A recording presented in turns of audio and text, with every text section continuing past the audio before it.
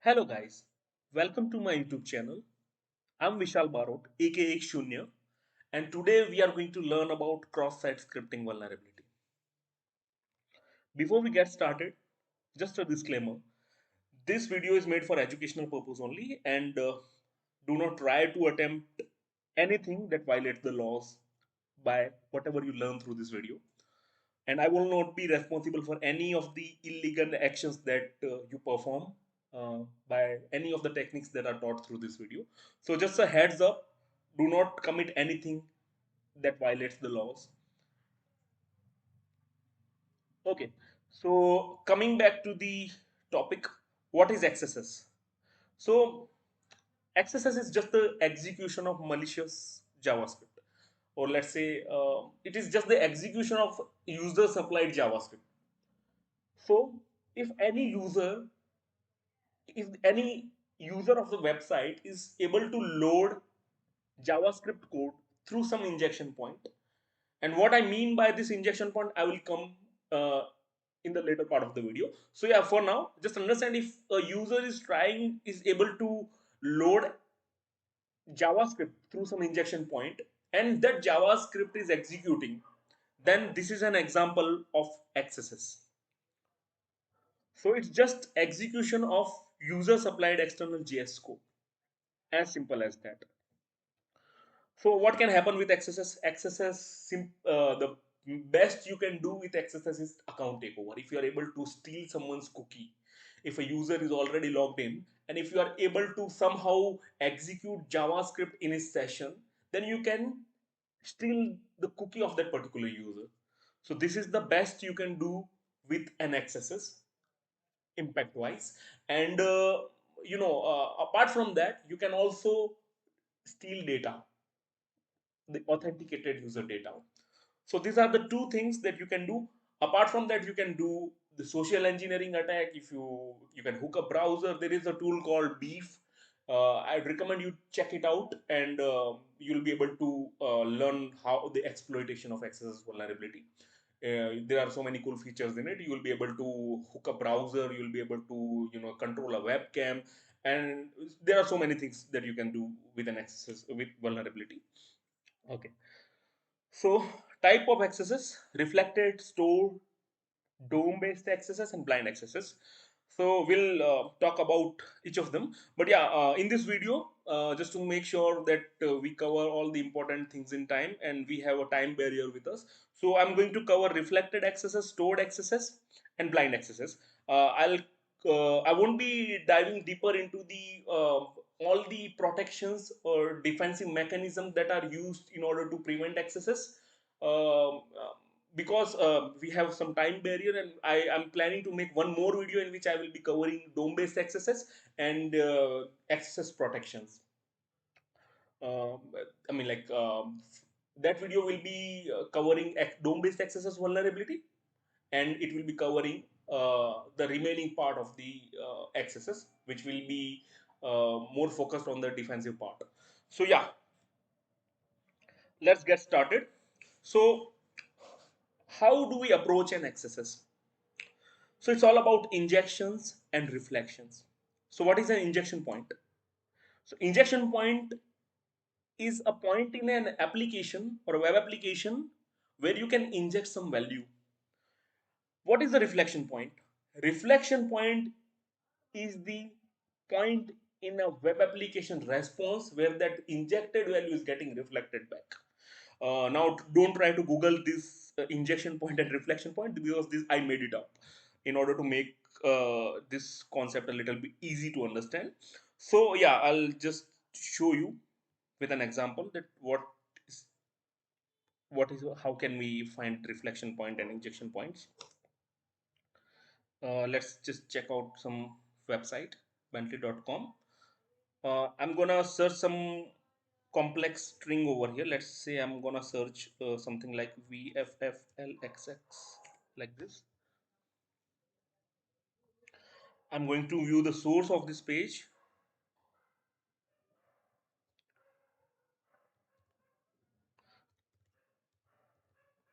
Okay, so you can see this this is the S parameter. I injected some value in the search, and this search field is controlled by this parameter s. Okay, so first let's talk about potential injection point on this particular page. So if in simple words, if I ask you how many places are there on this page where you can inject your data without leaving this page, then your answer would be this search field. Your answer would be this path. This is also an injection point. For example, I can inject data like this. So I can see two injection point on this page. If I click on login, this is going to redirect me to some other page, so it won't be a scope on this page. So if you can see here, I have two injection point on this page.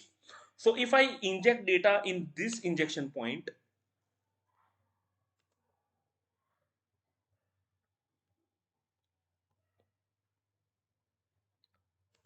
like this, okay, let me just search it again. If I inject something like this over here and I view the source of the page, make sure you, when you check for the injection and reflection, make sure you add some random string, I mean like some unique string. If you enter something like car or bus or some common name, then it might give you data, some data which is not your inserted data. Like for example, if I search for car on an e-commerce site search page, then it will be loading the more result, I mean, and most of the result will be irrelevant, because that it might load some, some product that is having this keyword car, right? uh, so okay, I'm gonna search this over here. You can see my injected data is has reflected on 64 places over here. So these are the reflection point. I have this. So these are my reflection points. Okay, so XSS is all about injections and reflections. It is all about how you inject data and how it reflect back. Okay, so talking about sanitization, let's just talk about how the injection reflection, that how would we classify that whether a particular reflection is a potential XSS or not. Uh, let's say I inject something like this over here, and it is reflecting back on 64 reflection points. I'm gonna enter single quote, double quote, single quote, greater than, less than, some special characters over here. Okay, and I'm gonna search for the same string now. I can still see 64 reflection point for my keyword, and you can see my injected data is coming back. The special characters that I injected are coming back, but they are encoded. See here, like here it is not encoded, but there is a slash over here which is commenting this part, right? So it is, the slash is getting appended. It won't be allowing me to break the context. I'll talk about breaking the context in the later part, but for now you can just ignore this part. Okay, uh, you can see most of the places it is coming encoded, and the places where it is not coming encoded, there is something, some slash over there that would stop me from breaking the context.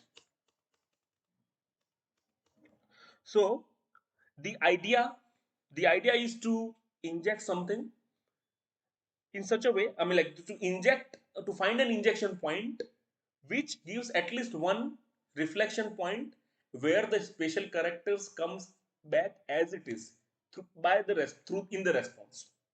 Okay, for example, if I type single quote, double quote, greater than, less than over here, and if I search for here, let's say if this 51st injection point, this one brings me the special characters as it is, right? And it is not necessary that all the special characters should come as it is. It depends on where the injection is reflecting. For example, here the injection is reflecting between the double quotes. Okay, so there are three scenarios. We'll talk about that in the later part of the video, but for now just understand that the criteria is to make sure that special characters are coming back as it is in the response on the reflection point. So at least there should be one reflection point where the data is coming as it is. The special characters are coming as it is. So this is the first thing that you need to look out for while checking for cross-site scripting vulnerability. Okay. Uh, so let's talk about sanitization. What is sanitization?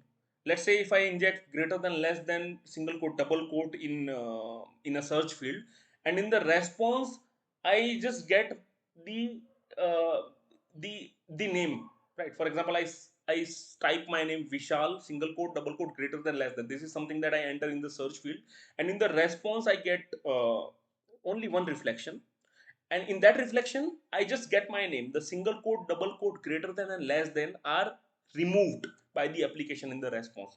So that is an example of escaping, character escaping, right? Second one, output encoding that I just showed you, right? I injected special character, but they were getting encoded in URL encoding. They were getting encoded in HTML encoding. They were getting encoded in some places. It was getting encoded in URL encoding. In some places, it was getting encoded in HTML encoding. So that is also one thing. That is also type of kind of sanitization that developers do in order to prevent the website from executing JavaScript codes. So output encoding. Third kind of sanitization is input whitelisting. For example, I for a particular field, for particular injection point, I want only alphabets to be whitelisted, right? So I would just be whitelisting alphabets, and if you try to inject something else like number, special characters, the application won't allow you to do that. It will throwing you an error. It will be throwing you an error. The UI will be throwing you an error, and in that case, you have to check if the error is just on the UI or you're just the error is coming on the request as well, right? Sometimes the error is just there on the UI so that you can bypass, by directly hitting the request. But yeah, this is also one example of sanitization. Okay, so how to craft a payload? Let's say if you injected some random string along with some special characters, and in the response your injected values get coming back as it is. Okay, so how would you craft a payload in order to escalate this improper input sanitization to cross-site scripting vulnerability? So there are three scenarios. First one is reflection between, sorry. So there will be three scenarios, and you have to understand the reflection. For example, if you injected something in the search, okay, and it is getting reflected in the response, and there is only one reflection point, or let's say there are three reflection point, but out of these three reflection point, in two reflection point the special characters are getting encoded or they are getting escaped. Okay, so in two reflection point you cannot do anything because the special characters are coming back but they're getting encoded in the response. Now we have only one option left, the third reflection point where the special characters are coming back as it is. Now in that scenario you have to see that where the reflection point, the reflected data is coming back. Is it coming back between HTML tags as text? Is it coming back inside the HTML attribute value, or is it coming back directly into the JavaScript? So these are the three scenarios, right? You have to see where, I mean, in your case, which of this scenario is there. Okay, so let's talk about. Let's just understand these scenarios. Let's just go to the site again. Here, for example, if I load this one URL once again, and if I just search for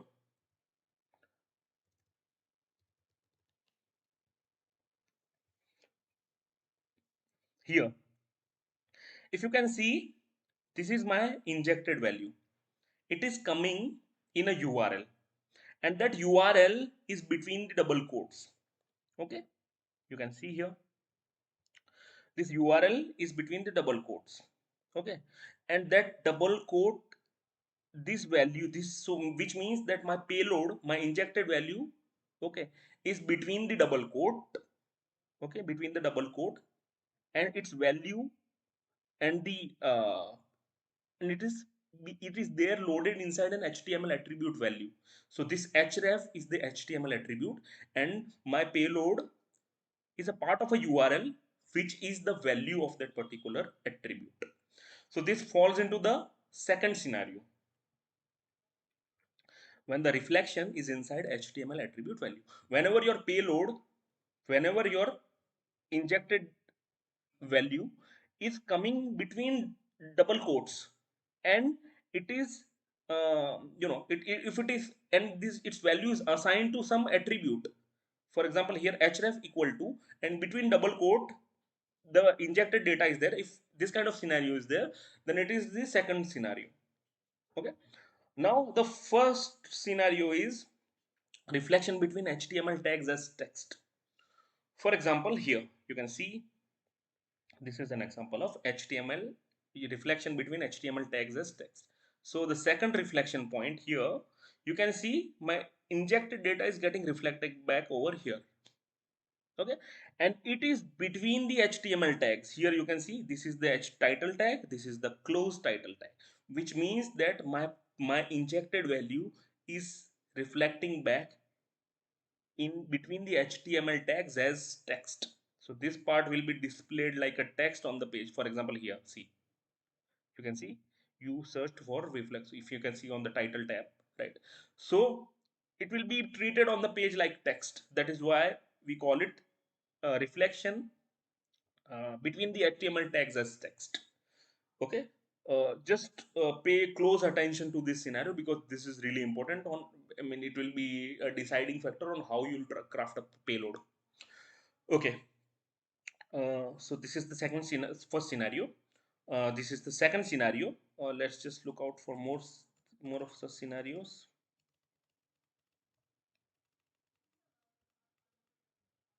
Here you can see this one, this line. This is our injected value. The special characters got encoded in HTML encoding, and it is coming between the double quotes. Okay, as a part of value attribute over here, right? So this also belongs to the second scenario, when your injection is reflecting as HTML attribute value. It can be anything, it can be any, the name of the HTML attribute can be anything. So it's like that. So this is the second scenario.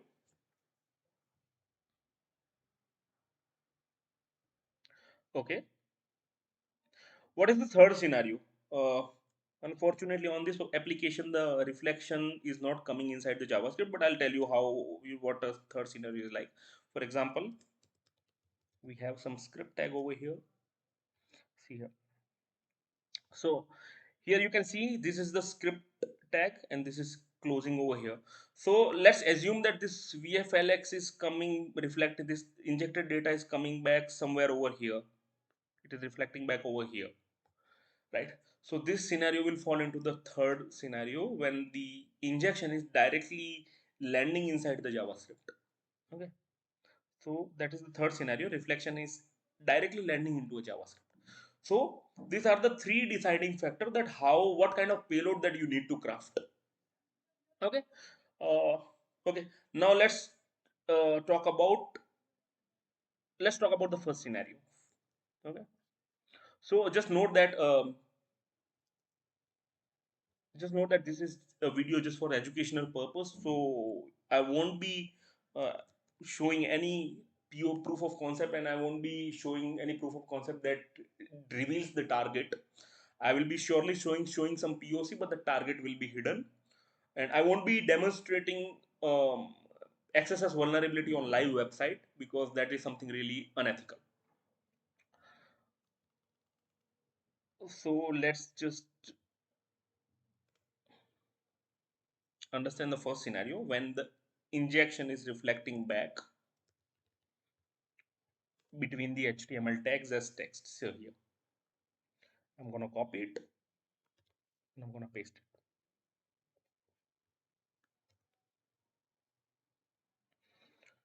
Okay, so this is the part that I control. Okay, now let's assume that my injection is coming back like this. Okay, let's assume that I injected the special characters and they're getting reflected back in plain text over here, like they're not getting encoded. Okay, so now if I have to exploit the vulnerability, what I have to do? I will have to add a payload, right? So remember, always remember, in this scenario, the first scenario, we always need greater than and less than. When your injection is getting reflected between HTML tags as text, you always need greater and less than. There is no exception. Okay, you need this character so that you can create your own tags, because you are not inside the HTML tags. You are not actually you are not inside a tag. You are you're between the HTML tags as text. So you have to create your tags. Okay, in order to do that, you have to you should have the um, you should use the greater than and less than without any kind of escaping. So if, for example, there is only one reflection point on a website, and on that website the injection is getting reflected in this kind of scenario, only one place where the reflection is between HTML tags as text, and your greater than and less than are handled properly by the application, they are getting encoded or they are getting sanitized properly, then I'm afraid there is no chance of doing XSS over there, um, because these two characters, if they are getting blocked properly, if they are getting handled properly, then there is no chance of doing access over there, because an attacker won't be able to create his own tag and come out of the context. So here we have to inject our payload. Let's say if I in the let's say if I inject some script over here like this,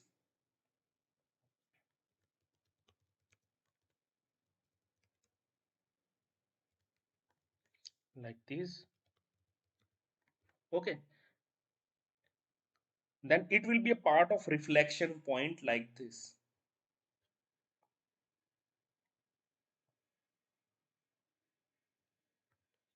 Okay, but the problem is this won't execute, because you can see I am between title tags and title is here, so you cannot execute JavaScript over here, right?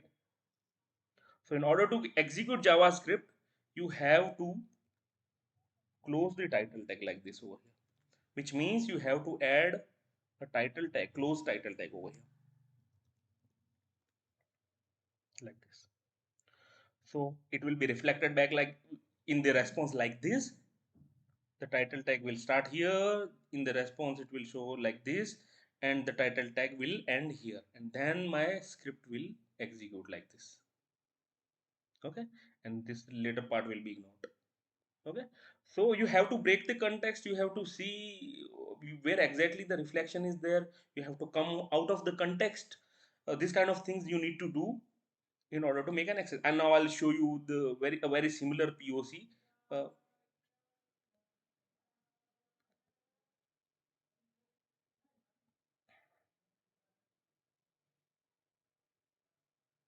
okay, scenarios.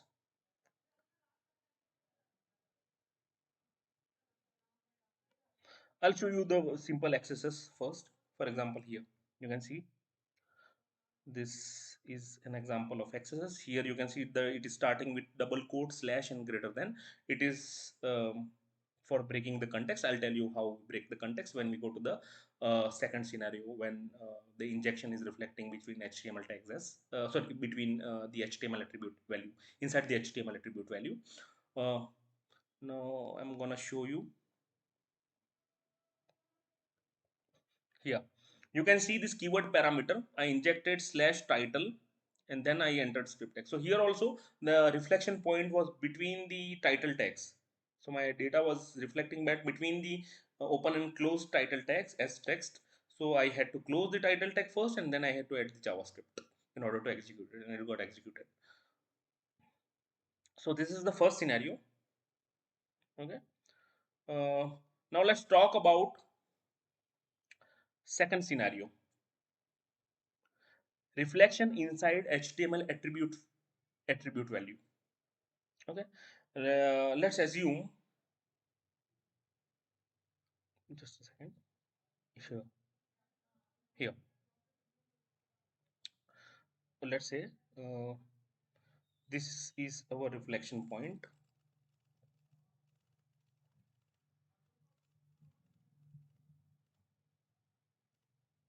here. Let's say, let's assume that this website is just showing three reflection point. Out of these three, the three reflection points, two of the reflection point are properly encoding the data in the response, which means I tried everything over there for those reflection point, but my payload is not getting executed. But somehow in this reflection point, I'm just going to copy it and paste it for better understanding. Okay, so this reflection point is the last reflection point that I have in order to execute Java. And just assume that here the special characters are coming as it is.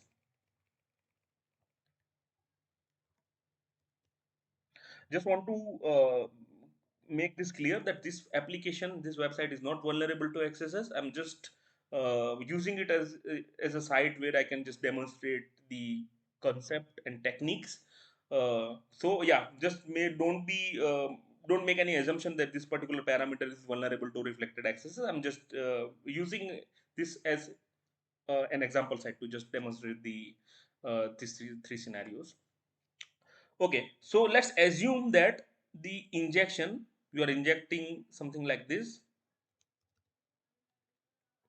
and it is getting reflected back here like this. Okay, so this is the part that you can control, right?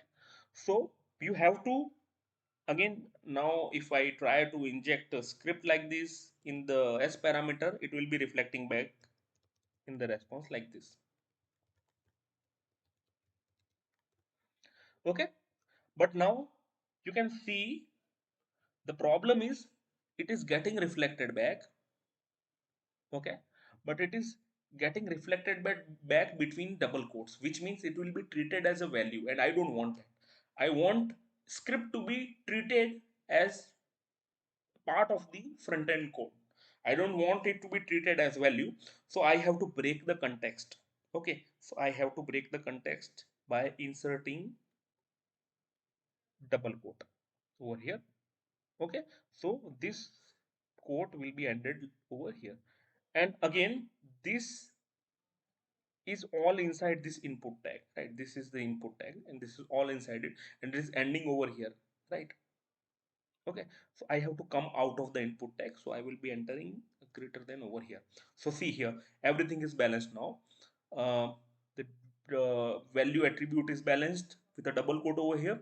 The input tag which was closing over here, now it is closing over here, right? Now it is closed properly, and then I have my script tag which is getting started. Okay, and this thing won't matter, right? Single quote and this greater than won't matter. So yeah, this will be my payload. If I inject it like this over here, okay, and if the application is vulnerable and if the application is not sanitizing the script tag and the special characters properly, then it is going to give me a pop-up. Okay, I'll show you an example.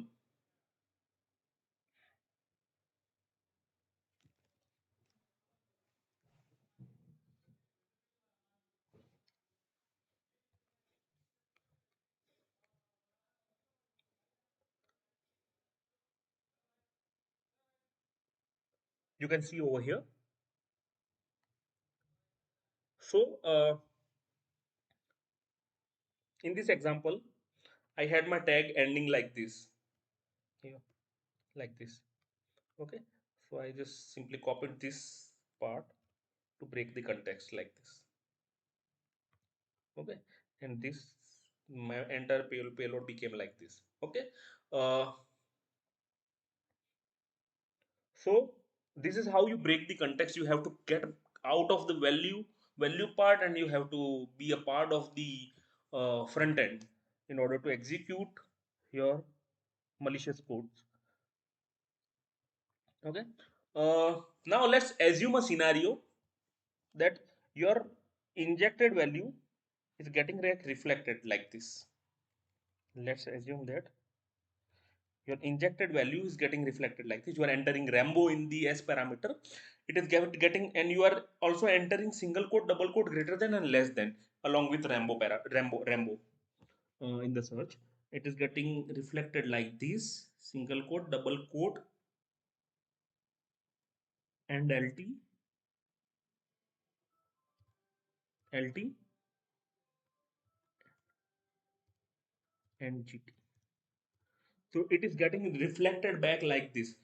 So your injected value, you're injecting values, special characters, along with the unique search keyword, and it is getting reflected back in the response, but the greater than and less than are getting encoded. It can it is getting encoded in URL encoding or HTML encoding, any kind of encoding, but only the greater than single quote and double quote are coming back as it is. Or let's say the double quote is also getting escaped or encoded.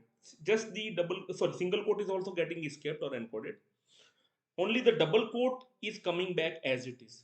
So now tell me if you'll be able to do XSS over it, because you won't be able to come out of the context because and make your own tag. For that you need a double quote, and for that you need greater than and less than. So in this scenario we are not able to break the context, right? So is it possible to execute malicious JavaScript codes? Yes, it is, by using event handlers. Okay, so you are already inside an HTML tag. You don't need to create one more tag, because you are already inside the tag. You are already inside a single tag. Okay, so you can simply break. For example, this is the part that you control in between the double quotes. So you can simply break the context like this. Okay, you are balancing this double quote, the first double quote. After that you write a event handler. So event handler, you write event handler, and you, using that event handler, you call a JavaScript function like this. Then you close the function and you put a double quote to balance this double quote. And now you can see everything is properly balanced. This double quote is balanced with this double quote. We have a event handler which is calling a JavaScript function. It is getting closed over here. This double quote is getting balanced with this double quote, and we are still inside the input tag, right? So if we use this as a payload, and see, this event handler depends on the execution of the JavaScript code or XSS. Uh, Using event handler depends on what kind of event handler it is. In this scenario, it is an on mouse over, which means you have to move your mouse over the entity, and the entity, HTML entity over here, is input tag, which means you have to move the mouse over the input box in order to trigger this XSS. I'll show you an example of how it would look like in the real world. I just have the same exact example for this. Uh, Here you can see HTML attribute value. Here you can see I injected double quote on mouse over equal to alert one semicolon double quote. Okay, and it got executed like this when I moved my mouse over this search box. So in second scenario, always remember, you, if even if your injection is getting reflected and the greater than and less than are not coming back as it is, still you can execute JavaScript. If you have, you can use parentheses, if you can use semicolon, if you can use double quote or single quote, depends on what kind of quote the developer has used in the front end. If the developer has used single quote, you would rely on single quote. If he has used double quote, then you have to rely on the double quote. Okay, so this is the second scenario. Now talking about the third scenario. Third scenario is when your injected input is directly getting reflected inside the JavaScript. I already showed you how it would look like in a web application. let me show you the proof of concept for this one. See here, if I'm injecting this value over here, this is getting this was getting reflected back as it is. If you can see, I entered single quote, parenthesis, semicolon, and it was getting reflected back as it is. Okay, so I used single quote. So what in the application, where I was injecting in this client parameter, I was injecting something. I was injecting a random string over here, and it was getting loaded into the set current function between the single quotes inside the parenthesis. So I had to get out of the single quote first, for which I used the single quote in the payload. So this is how I started my payload. Then I closed the parenthesis using a close parenthesis. After that, I put a semicolon to close the set current function, and then I wrote another function, which is alert one. Then I close the function, and then I put a double slash in order to comment the rest. So I'm already inside the JavaScript. I don't need any event handler. I don't need any tag. I just have to write a function. And as I'm already inside the JavaScript, that function will execute because I'm already a part of JavaScript code. So in Java, in the third scenario, you have to only add the JavaScript function in order to execute your payload. All right. So we learn about the three scenarios of reflections and how to craft payloads accordingly. Now, just want to explain some key points while crafting a payload. Uh, when you try to create a payload, and if your script tag is working, go for the script tag first. And if you are able to execute payloads, if you're not able to use script tag, or if you are not able to uh, use some payloads that requires list user interaction, then you have to go for some event handler that might require some user interaction, for example on mouse over. Just giving an example, if for a parameter there is nothing which is the thing there is nothing which is getting blocked, or there is no sanitization in place for a search field, then you better use the script alert one payload instead of using img src equal to x on mouse over equal to alert one, because this on mouse over this second payload will require the user to move his mouse over that particular entity where the payload is getting executed, whereas the first one will only require the user to click the link, and the payload will execute automatically. Second thing, always remember to break the context. For example, if you are injecting something, make sure that you break the context first before injecting. For example, I showed you how you broke the context when the reflection was between the title tag. You break the context by closing the title tag over there. And you injected the when the injection was reflecting between double quotes, you break the context by using a double quote and then closing the tag and coming out of the tag. So yeah, always remember to break the context. Okay. If the script tag are not working, then you have to use html tags. Okay, so remember one thing, you have to use the script tag first. If it is not working, you have to try all the bypasses.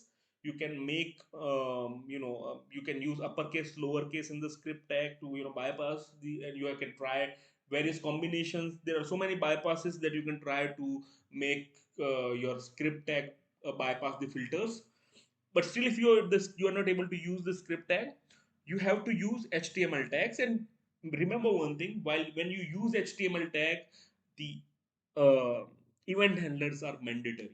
You cannot use an html tag without event handler that runs javascript.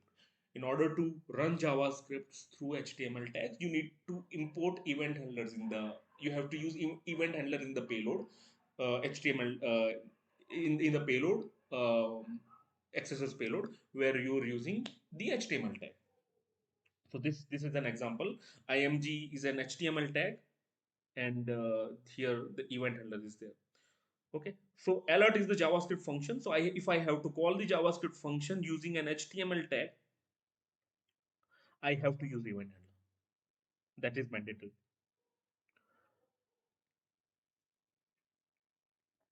Okay.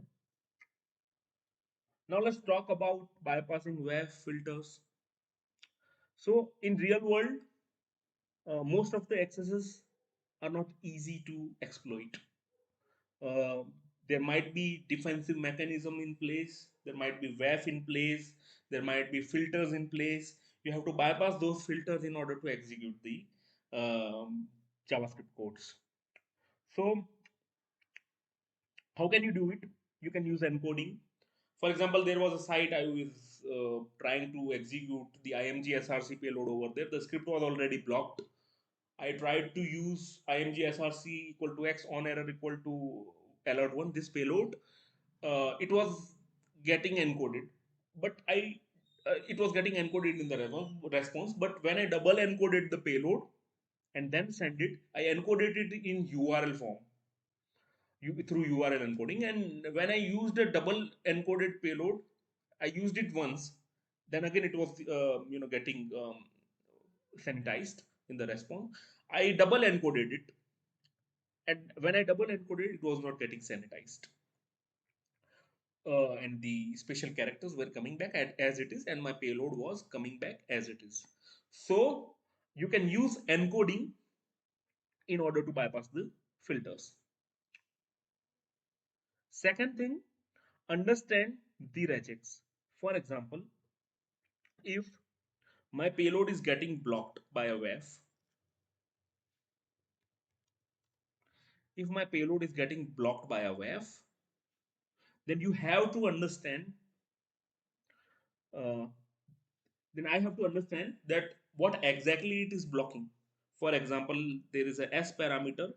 I'm injecting something like this.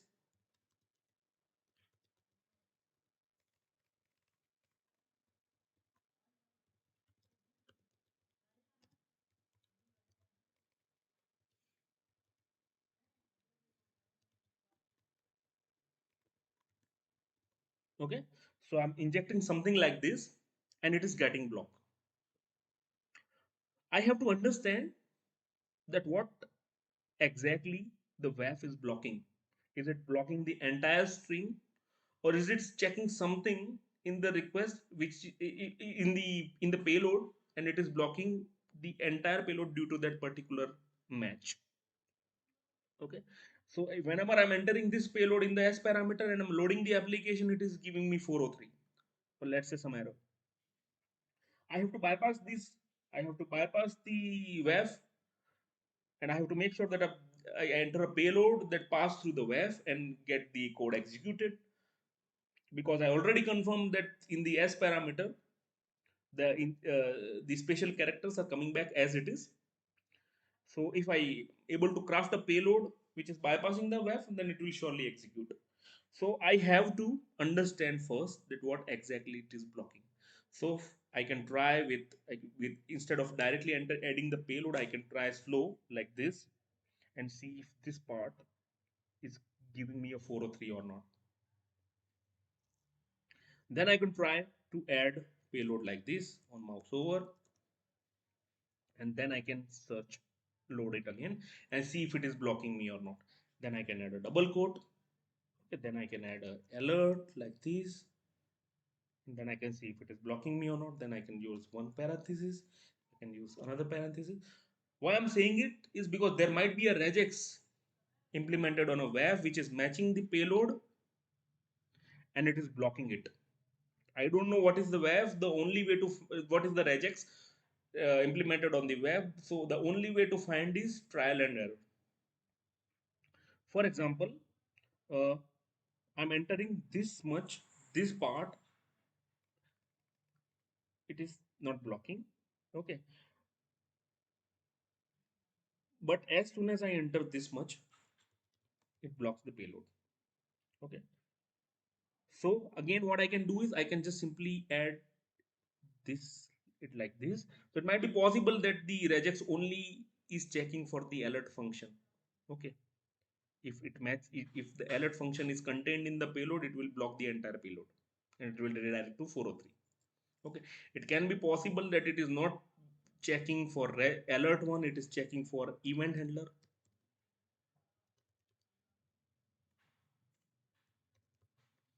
It is checking for event handler and it is blocking it.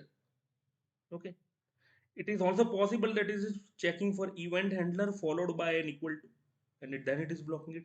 It is also possible that it is checking for event handler followed by any word. For example, if you just enter event handler and this much, it won't block. But if you enter anything after event handler followed by an equal to, it will be blocked. So it can be anything. So we have to try. Now the question is, if let's say it is just blocking the function, it would be pretty much easy on the WAF to implement this. Like I can just simply make sure that the alert confirm prompt print window.prompt window.confirm this function, if found in the payload, block it. But what about the event handler? There are so many event handlers, right? So the developer, if he has implemented regex which is matching for the event handlers, there are two ways he can implement this. For example, he might implement regex like this.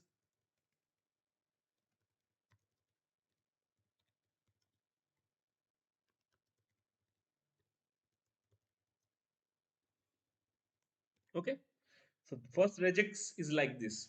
Okay, so let's assume that you are entering alert 1 and it is not getting blocked, but when you are entering on mouse over in the payload, it is getting blocked, which means that you have to make sure that your event handler pass through the WAF regex, and then there is a chance that your payload will execute, because the event handler is causing a problem for you and the script tag is not working.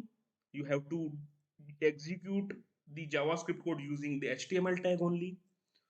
And as I told you already, when you need to execute the JavaScript code using HTML tag, event handler is mandatory. Okay, so this is the first scenario. Second scenario is he might have implemented a regex like this, on/w plus equal to, which means that anything that starts with on followed by any word followed by an equal to, if this is matched, it should be blocked. So here, let's say the developer has implemented this regex, but he forgot some value. For example, he forgot to enter error like this over here. Right? So I can, what I can do is I can just go to port figure. I can just copy all the, or I can just go to GitHub. I can check, copy the list of all the event handlers. I can brute force event handlers over there in the payload, in the S parameter. Okay, and whatever it's giving for 200, whatever event handler it is giving 200, it might be possible that developer has forgot to add that particular event handler in the list, right? It is possible. So this is one way, like you need to brute force all the event handlers. Second, if the developer has implemented this one, it will be blocking anything starting with an one. For example, if I enter O and Vishal equal to, it will be also blocked because it is matching this regex. So how you will find out? You just enter this O and Vishal equal to, like that, or on your name equal to, or on anything equal to, right? If it is not blocking, right, it might be, it would be this regex. If it is blocking, it is this regex. Okay, so now let's assume that developer has implemented this regex. Okay, and you need to bypass the regex. Okay, and you tried, you brute force all the event handlers, right? For example, you brute force event handler over here.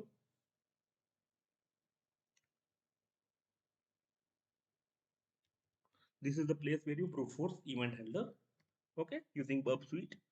Okay, and all the event handlers that you brute force this payload through with gave to 403, which means developer didn't forget a single event handler to be added in the list. So all of them got blocked. So now what to do? Here you can use some different techniques. For example, I cannot use on mouse over. If I use on mouse over, it will be matched in the list and it will be blocked. But I can use on mouse over with a null byte between, like this, on m percent 00. So null byte is something that exists but it does not exist. So you can use null byte injection into your payload and you can bypass the filter. So this value won't be matched in this regex, but this value will evaporate. This value is there during the regex match. but it does not exist. Null byte is nothing. It is null value. So it won't, and in the end of the day, it will be equivalent to on mouse over only. So this is how you can bypass the checks. It's just an example. There can be different scenarios that can be there can be different scenarios when you have to bypass the WAF. And it might come across some new idea. You might come across some new idea or new bypass. Just giving you an example how you can just do it. Here you can see this was the scenario. I don't have the uh, picture of the screenshot, but I have the content of it. Here you can see I use this payload. The all the event handlers I fired were giving me 403. So I had to make my event handler pass through in order to execute JavaScript code. And this is the payload that I came, that I created, that I crafted on ER, then %00, and then ROR, which means on error. This will be equivalent to on error. So I use this null byte in the payload in order to bypass the regex match. Okay.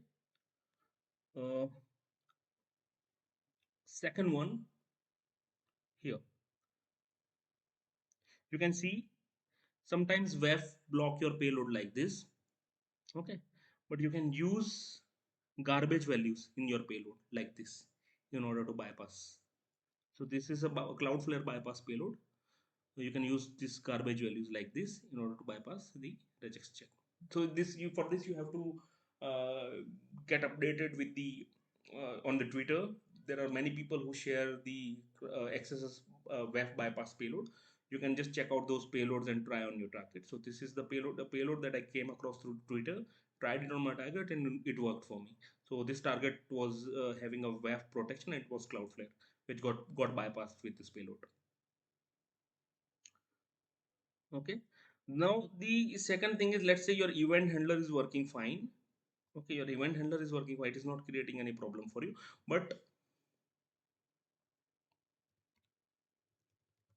let's say your event handler is working fine, but your alert function is getting blocked. Okay.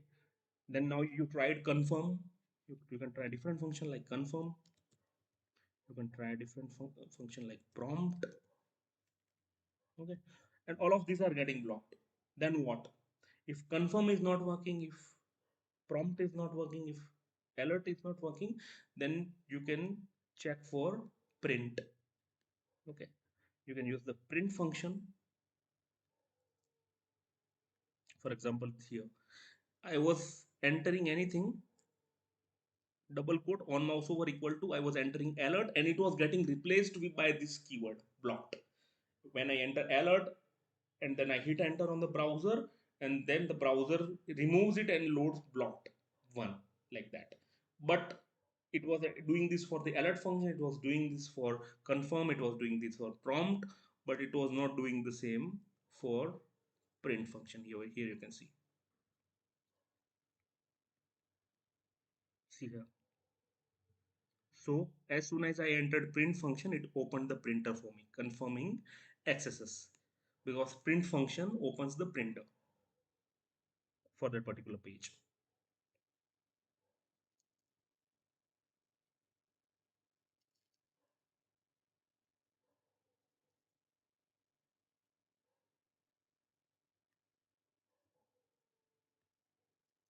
Okay, so I already told you how to check out for different payloads on to bypass the WAF protection.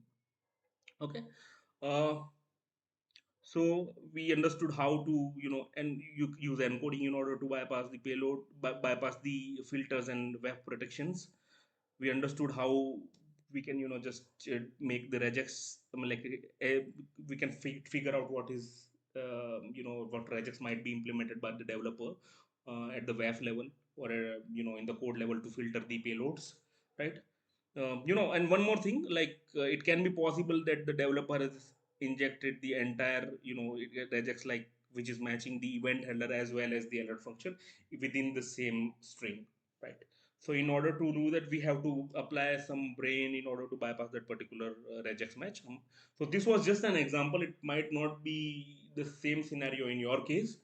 Uh, okay. Another thing is you can I find the origin IP. For example, if on example.com there is a parameter s, I'm injecting a payload over there, but the WAF is blocking it. I'm trying all the bypasses, it is not working. I can find the origin IP and I can add the parameter over there. Instead of example.com slash s equal to payload XSS payload, I can try the origin IP slash question mark s equal to payload. So it might be possible that the WAF is only protecting the domain, is only protecting against injection attacks like XSS, XQL injection, etc. on the domain only, not the origin IP. So you can this can be helpful for you. Uh, Another thing is, just stay updated on Twitter. You can find some cool payloads over there. Okay. One more thing, we didn't talk much about the other two, like stored accesses and blind accesses. I'm going to make a separate video on dom based accesses. So let's just talk about stored access and blind access a little bit. So stored accesses is also called persistent accesses. For example, there are input fields where the data is getting stored, like comment box or the post or the name field where the data is getting stored over there. Then it will be stored accesses. For example, here in the post feature, I injected the payload, it's getting executed. So in this accesses, you don't have to worry about sending the payload to someone through a link. Okay, it is getting stored and anyone who visits that page gets exploited. So this is much severe in impact as compared to the reflected accesses. And talking about one more thing about the reflected accesses, that we did talk about reflected accesses being there in the URL, like it is there in the get parameter, but it is not always uh, the case that when it is in the get parameter, it might be there on the post parameter as well, right? For example, this is the login request. This login ID parameter was vulnerable to the reflected accesses. I was hitting this request in the repeater and the special characters were coming as it is in the response. Now the question is how to exploit this vulnerability, because in XSS we have to send a link that contains the payload. How can we send a post request to someone? So the answer is CSRF. You have to create a CSRF page of this particular request, CSRF exploit of this particular request, which will embed this post request into an HTML page. And when you click the button on that HTML page, it will be triggering this request and it will be executing the payload over here. So you have to chain in the post based accesses. You have to chain it with CSRF, and while chaining it with CSRF, make sure you check if the anti-CSRF token is there or not. Here in this case, there is no anti-CSRF token. If the anti-CSRF token is there, then it is less likely that you will be able to exploit this vulnerability. Yeah, but you also have to try to bypass the anti-CSRF token. If you are able to bypass the anti-CSRF token, then you can exploit the accesses.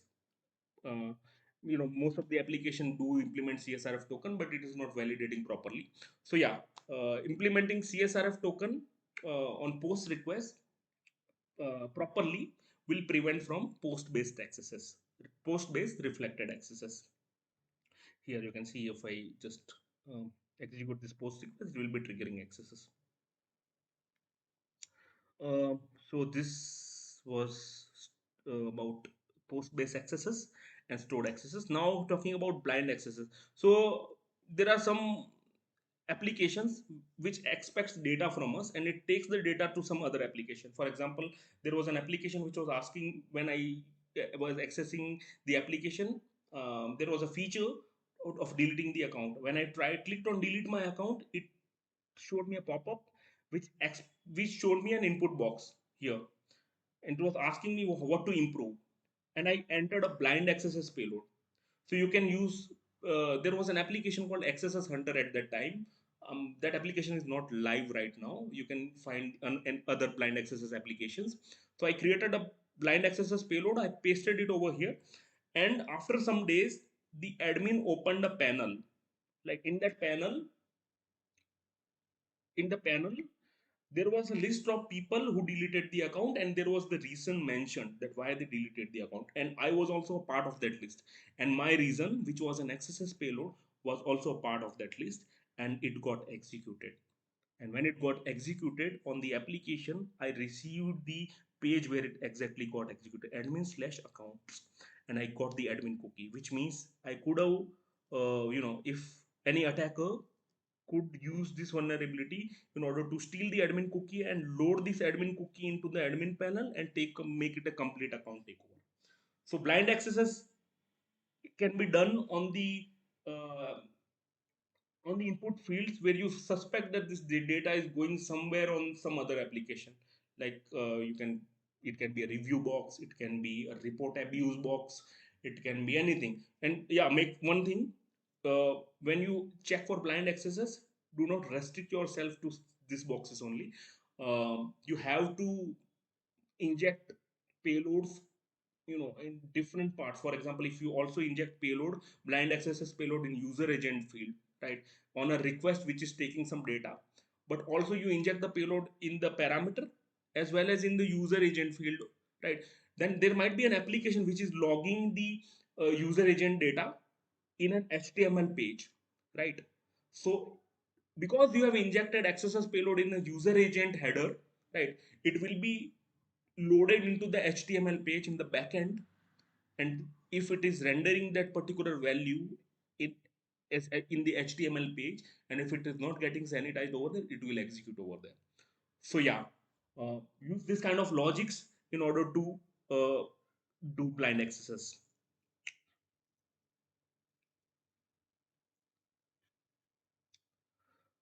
Uh, so that's end of the session. I hope you really liked whatever I taught today. I'll be coming up with new videos. I'll be making the second part of accesses, more focused on the mitigations, and I will be talking about DOM-based accesses as well. We'll be exploring some more techniques, tools in order to find out parameters where you can potentially look for accesses vulnerabilities. I didn't talk much about the recon part that you need to do for access because I already covered it in the previous video. But where in the coming videos, we will be just going through this topic once again, exploring more about the recon part. I mean, like for the recon, focusing more on the recon part that we need to do for accesses. I'll be talking about some tools that you can use for finding accesses vulnerabilities, and we will be talking about the mitigations. We will be talking about how we can stop prevent cookie from being stolen through accesses. We will be talking about the different bypasses that you can do. I mean, like when these different bypasses that you can try when the cookie is protected against being stolen from accesses. So yeah, there are so many things to talk about, but for now, I think this is more than enough. Okay, thank you so much. Uh, have a great day. Bye.